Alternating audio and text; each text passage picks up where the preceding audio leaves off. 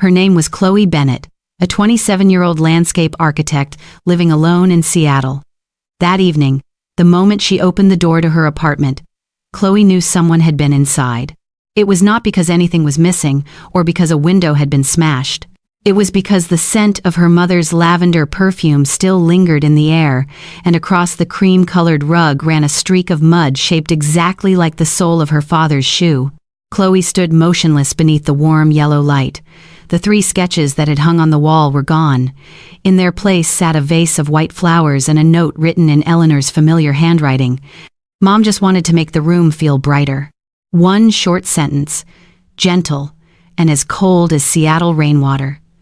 From the time she was young, Chloe had been taught that love always came with control. In their old house in Boston, Arthur, her father, set standards that no one was allowed to question.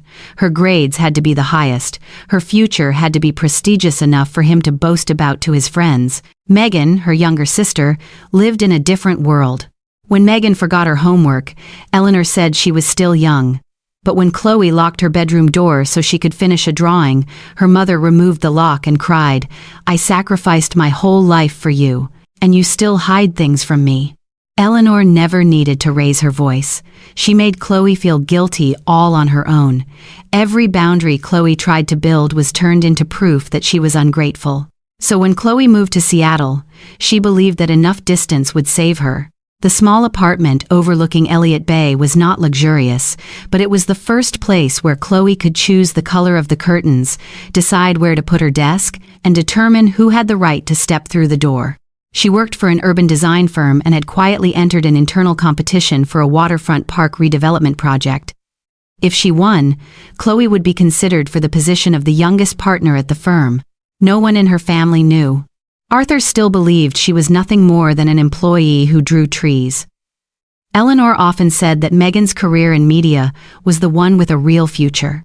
They had no idea Chloe was the person behind the confidential design being protected by senior management. They also did not know that her name was already among the final 3 candidates. Then, during the most stressful week of all, the doorbell rang. Eleanor stood in the hallway with 2 large suitcases. Arthur carried bags of groceries. Megan wore sunglasses even though it was raining. They said they wanted to surprise Chloe and take care of her. Within a single day, Eleanor had opened every cabinet and drawer. Arthur found Chloe's expense sheet and began questioning her about the rent. Megan recorded a video of the apartment, sent it to her friends, and called it her sister's sad little bird's nest. Chloe tried to keep her voice calm. "I need all of you to tell me before you come, and do not touch anything on my desk." Eleanor looked at her as though she had just heard an act of betrayal. "I flew all this way just to be with you. And this is how you treat your family, like strangers." Arthur said nothing. His silence had always felt like a verdict. Megan shrugged, then the following evening brought friends back to the apartment without permission while Chloe was still at the office. When Chloe returned, she found a glass of wine sitting beside her competition model. One wooden corner had been knocked out of place. Megan only laughed and said it was nothing serious, but Chloe understood. Her family had not come to Seattle to take care of her. They had come to see how far she had managed to escape from their grasp, and for the first time in her life, Chloe did not apologize. That night, the architectural model she had spent 3 months completing was not the only thing that had been broken. When she saw the snapped wooden corner lying on the floor, Chloe realized that her family had just crushed the final boundary she had still been trying to protect. The apartment was frighteningly quiet. Beyond the windows, Seattle rain streamed down against a dark gray sky. Chloe walked slowly toward her desk, her wet shoes leaving marks across the floor. The waterfront park model that had once stood perfectly beneath the lamp had been turned out of position. Part of the thin wooden canopy had snapped. The miniature trees had been knocked loose from their places. On the desk, the notebook containing her original ideas lay open to the most important page. It was the page that contained the ecological drainage structure, an idea Chloe had never shared with anyone except the review committee. She quickly flipped through the remaining pages. Several corners had been folded. There was a coffee stain near the main sketch. The drawer underneath was no longer locked. For several seconds, Chloe did not cry. She simply stood there as coldness spread from her fingertips into her chest. For years, Eleanor had convinced her that she was too sensitive. Arthur had always said she exaggerated everything. Megan had always laughed whenever Chloe became angry. But this time, the evidence was right in front of her. Her phone vibrated. A message from her mother appeared on the screen. "I stopped by. The apartment was such a mess, so I tidied things up a little." Chloe called immediately. Eleanor answered in a calm voice, as though she had simply watered a plant for her daughter. Chloe asked how she had gotten inside. There was a brief silence on the other end of the line. Then Eleanor admitted that she had hired a locksmith. She had told him that Chloe had lost her key and was trapped at the office. She also insisted that making another set of keys had been necessary because her daughter did not know how to take care of herself. Chloe tightened her grip around the phone. She asked about the model. Eleanor sighed. She said the model was too fragile and far too impractical. Arthur had reviewed the design and believed Chloe should withdraw from the competition, return to Boston, and find a more stable job. Then she said the words that shattered something inside Chloe. "I do everything for you. If you did not hide things from your family, none of this would have happened." Chloe ended the call. Her breathing became short and rapid. The room seemed to shrink around her. The walls appeared to move closer, trapping her in the center of the place she had once called home. She lowered herself to the floor with her back against the cabinet, but she still could not draw enough air into her lungs. Near midnight, Chloe called a crisis counseling hotline. The woman on the other end did not rush to comfort her. She listened to the entire story, from the bedroom without a lock in Boston to the copied set of keys in Seattle. After a moment of silence, the woman told her clearly that Chloe's family was not trying to protect her. They were trying to own the right to decide how she lived her life. If Chloe wanted to begin healing, she first had to physically escape their control before they had the chance to tighten it around her again. Those words did not make Chloe weaker. They woke her up. The next morning, Chloe checked the building's security camera records. The footage showed Eleanor arriving with the locksmith. Her cloud storage system also revealed that the entire design had been opened on her computer at the exact time her family had appeared. Arthur had always believed Chloe only knew how to draw trees. He did not know that she had quietly encrypted every draft, saved each version with a timestamp, and registered the project as her intellectual property. Every act of intrusion had left a trace. Chloe called Liam and Sophia, the only two friends who knew the full truth. Before the day was over, they found her a new apartment in Seattle's financial district, a building with security around the clock, privately controlled elevators, and a multi-layer verification system. At 3 a.m, beneath the pounding rain, Chloe began to leave. She took only the clothes she needed, her computer, her work documents, and the drawings that remained intact. The gifts from her family were left behind, the watch Arthur had given her, the blanket Eleanor claimed she had stayed awake for many nights to sew, the framed photograph holding Megan's perfect smile. Every object Chloe set down felt like another cord being cut. Before leaving the apartment, Chloe placed the old keys on the management counter. She changed her phone number, blocked every account, and asked the building to cancel all previous access permissions. The door closed behind her with a very soft click, but inside Chloe, it was the loudest sound she had ever heard. For the first time, she was not disappearing because she was afraid. She was disappearing because she had chosen to live. And on the 6th day after she disappeared, the police called her new apartment to confirm that she was still alive. Her family had reported that Chloe might have been kidnapped, lost control of herself, or become a danger to herself. But as she walked into the Seattle police station, Chloe understood that their real purpose was not to find her. They wanted to drag her back. The first 5 days in her new home passed in a silence that felt almost unfamiliar. No one opened Chloe's drawers. There was no sound of a key turning outside her door at midnight. There were no messages asking where she was, who she was with, or how much money she had spent. On the first night, Chloe still startled awake several times. She lay motionless in the darkness, listening to every sound in the hallway. But the locking system gave no warning. No unfamiliar face appeared on the security monitor. The apartment still belonged to her alone. By the 4th night, Chloe slept without waking until morning. During those same days, Liam helped her rebuild the broken section of the model. Sophia contacted an attorney who specialized in privacy and intellectual property. Chloe sent them the security footage, the locksmith's invoice, photographs of the damaged model, and the computer access records. Each piece of evidence was arranged in chronological order. One by one, her family's denials began to lose their power. Arthur had always believed his daughter was not strong enough to stand up to him. He did not know that Chloe had grown up in silence by learning to notice every detail. She remembered dates and times, she saved emails, she copied data, and at work, that ability to see what others overlooked was exactly what had made her the youngest candidate for a partnership position. On the morning of the 6th day, an officer called Chloe. He explained that her family had hired a private investigator who had tracked her to the area around her new building, but had been unable to get past security. Before that, they had returned to her old apartment, pounded on the door, and loudly demanded that building management unlock it. The frightened new tenant had called the police. Arthur insisted that Chloe was missing. Eleanor claimed that someone was manipulating her daughter. Megan posted online that her sister was showing signs of instability. Chloe agreed to come to the police station, but she did not go alone. Her attorney was already waiting there. When the office door opened, Eleanor immediately rushed toward her daughter. She was crying so hard that her body trembled. Her arms stretched out as though she intended to embrace Chloe. But Chloe stepped back. Only one step. That small distance stopped Eleanor in her tracks. She began saying that she had not eaten, had not slept, and had nearly fainted from worry. She asked Chloe whether she understood how deeply her disappearance had humiliated the family. Hidden inside every declaration of love was an accusation. Arthur sat with his back straight and spoke in a cold voice.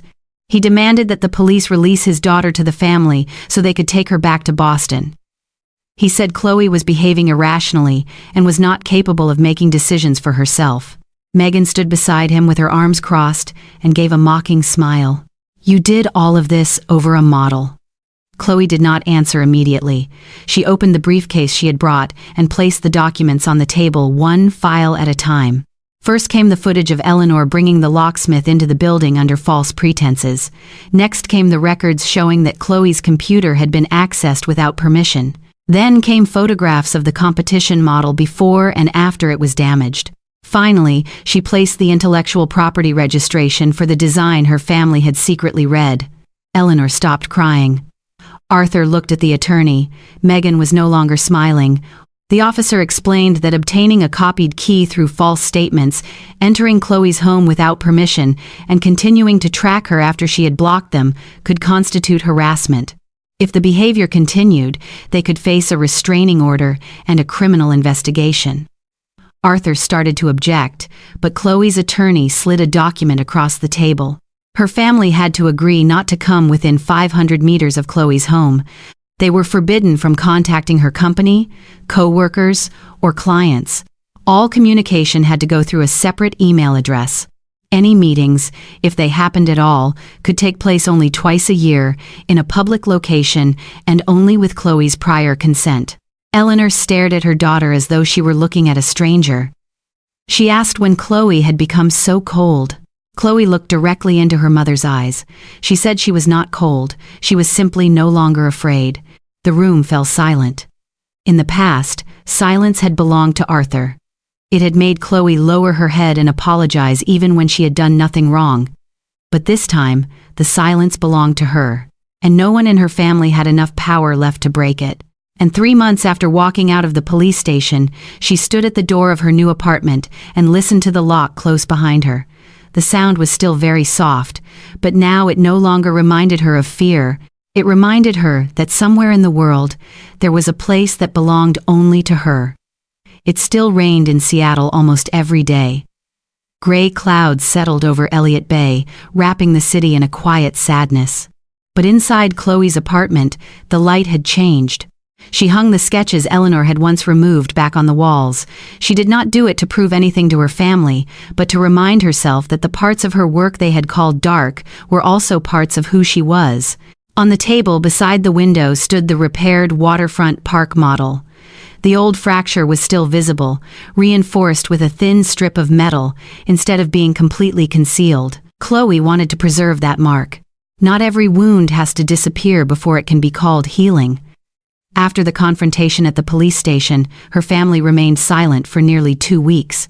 Arthur did not call. Megan deleted the post, suggesting that her sister was unstable. Eleanor sent one email after another, but every message was forwarded directly to Chloe's attorney. In the first email, she accused her daughter of humiliating the family. In the second, she said she had only wanted to help. By the 6th email, her tone had begun to change. "I do not know what to say without making you misunderstand me." Chloe read that sentence for a long time. She understood that Eleanor had not truly accepted responsibility. She was only learning how to speak when she no longer had the authority to give orders, but it was still a change. Chloe did not reply immediately. For the first time in her life, she understood that silence could also be a boundary. She did not have to respond simply because someone else wanted to be forgiven. She had the right to wait until she felt safe. At the firm, the design competition reached the final announcement stage. Chloe arrived for the last presentation with the model that had once been damaged. When a member of the review panel noticed the metal reinforcement at the corner of the canopy, he asked why she had not rebuilt the entire section. Chloe replied that a city did not become more beautiful by erasing every sign of damage. It became more resilient by learning how to transform its weak points into stronger structures. The room fell silent. No one knew that her answer was about more than the project. Chloe won second place. She did not finish first, but her design was selected for development into a real project. Senior management also asked Chloe to lead the firm's new urban landscape research team. The position not only brought her a higher income, it also gave her decision-making authority over the largest public project the company had ever undertaken. Arthur had once dismissed her work as drawing trees. He had no idea that she was designing part of Seattle's future. When the news appeared on the company's website, Megan sent a short email. "I did not know you were that talented." Chloe read it, then closed her computer. She felt no satisfaction at proving Megan wrong. She only felt relieved.